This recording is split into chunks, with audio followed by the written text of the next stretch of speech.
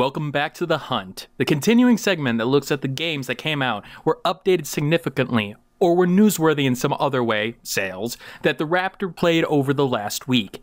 This is Sean Joy again, here to bring you some more of the games I played and my thoughts on them. Again, hunts need to be efficient, so around a minute per game in the segment. It's time to hunt. Saints Row Gat Out of Hell. More of the same from the Saints Row franchise, but there are some incremental improvements here. Flying is fun, and does add a new way to get around the city, and it also somehow makes orb collecting a little bit more fun. New weapons do a good job in changing the pace, with my personal favorite being the Ark of the Covenant gun. Oh, so many good times. But what was unexpected was some good writing within specific set pieces. Reimagining of characters like Shakespeare as a DJ did a lot in terms of new, interesting characters to follow along with, but I honestly wish they did more with them. However, the musical portion that plays is fantastic, that had me in stitches and felt like it was worth the experience alone. Here's the deal though. It's more the same from Saints Row 4. If you were bored with Saints Row 4 or weren't interested in the first place, Gat Out of Hell won't change your mind at all. But if you were looking for a little bit more from the franchise, then Gat Out of Hell is right up your alley. Citizens of Earth. Yes.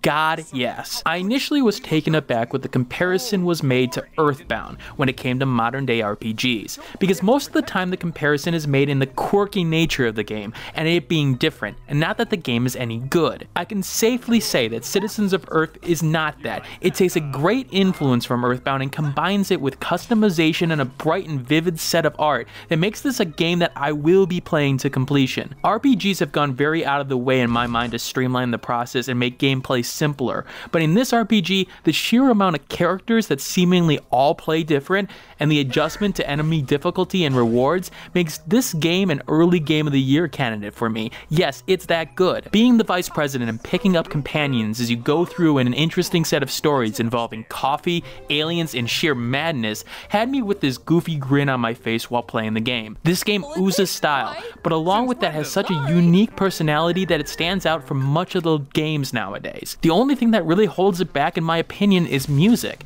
which not to say it is bad, but it's just not memorable. In the end, this is a game that RPG lovers should pick up. You will get the challenge out of it, and you will get your rewards out of it. It is that good. Biology Battle. This is an absolutely not game.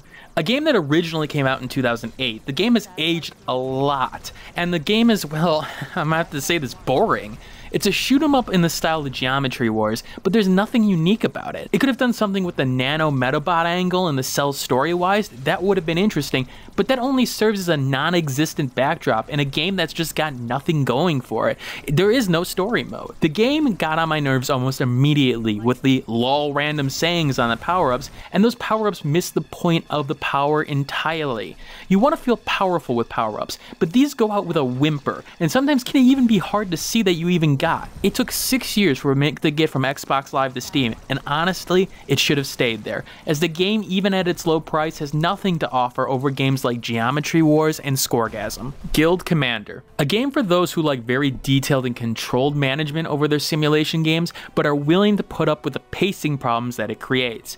It's a game that going slow means the best for your units, and the pause button will be your ally, and that will take a toll on the majority of players who are looking for more fast-paced action. There's nothing unique here. The ability to adjust your recovery of stats that are used on missions is where the big gains are to be made, as you save as much gold as you can to build those precious trade guilds you need to make the big bucks. Calamities suck, as they can really screw your game over if you're not careful, and the game is a challenge to keep everything balanced in your guild. There's additional things that don't seem to make a huge difference, like being able to make equipment for your guild members and training them, but in the end, it's a simple simulator that rewards micromanagement, but definitely not for anyone who needs action or a brisk pace in order to enjoy it. Roche Fusion. Fast-paced shoot-em-up action that has some flaws, but was enjoyable nevertheless. It does feel a little bit different from other shoot-em-ups that I've played lately, as the game's environment is a lot more compact, and you're a lot closer to the enemies in most cases. This changes gameplay a little bit along with the shield mechanic,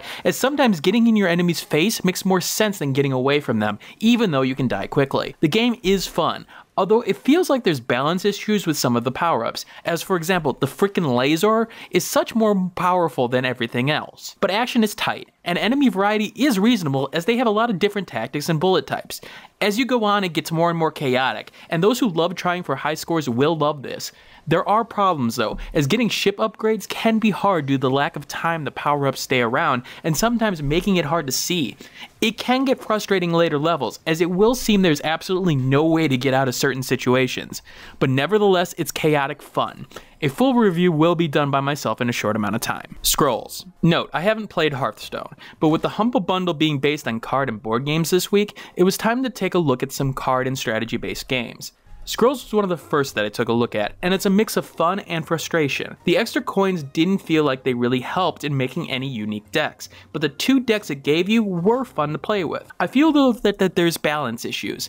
There was a certain elemental enemy that drove me absolutely mad, able to get out powerful creatures very quickly and keeping my creatures off the field. That's the problem I have with Scrolls. It feels like there's no room for comebacks. You get behind, you're going to die, not able to draw that one card to save you. While you don't want an I win button kind of balance, it feels like Scrolls is punishing in the early experience.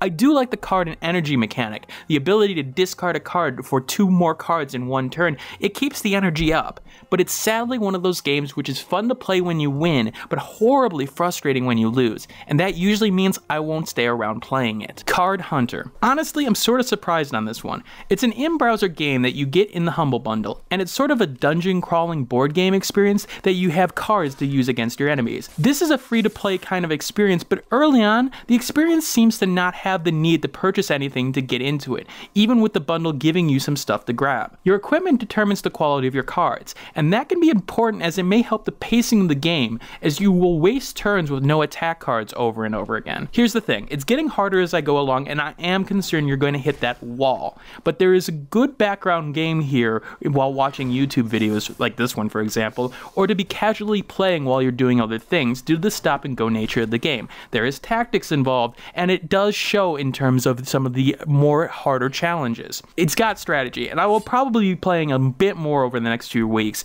I am surprised, but I'm again wary that it'll go to pay to win territory. Now, to end the segment, a viewer indicated that it'd be cool to give some information about the upcoming weekend games. Now, while I may not play them on the hunt in particular, I will at least hunt for some of the upcoming interesting games that I may take a look at in particular, as well as go over some of the bigger releases. The big score this week is obviously Dying Light, and I'm going to be doing a formal review on it beyond the hunt. This comes out on the 27th, and hopefully it will be a masterful parkour and zombie apocalypse experience. Life is Strange Episode 1 also comes out, which is done by the folks who did Remember Me, who had some interesting ideas but didn't fully execute. There's time travel involved here, and I admit that I'm taken in by some of the visuals and some of the teasers posted. I like the story behind Remember Me, so I will be looking at it a little bit. It comes out on the 30th for pretty much all Sony, Microsoft, and PC consoles. Some of the smaller titles this week do bring some interesting ideas to the table. To Be or Not to Be seems to be a farcical take on Shakespeare in the form of a choose-your-own-adventure novel, at least this is my guess though. It comes out on the 28th for the PC. Gravity Ghost has an art style that looks interesting and has gotten some good press early, so it's definitely worth a look when it comes out on the 26th, at least from me.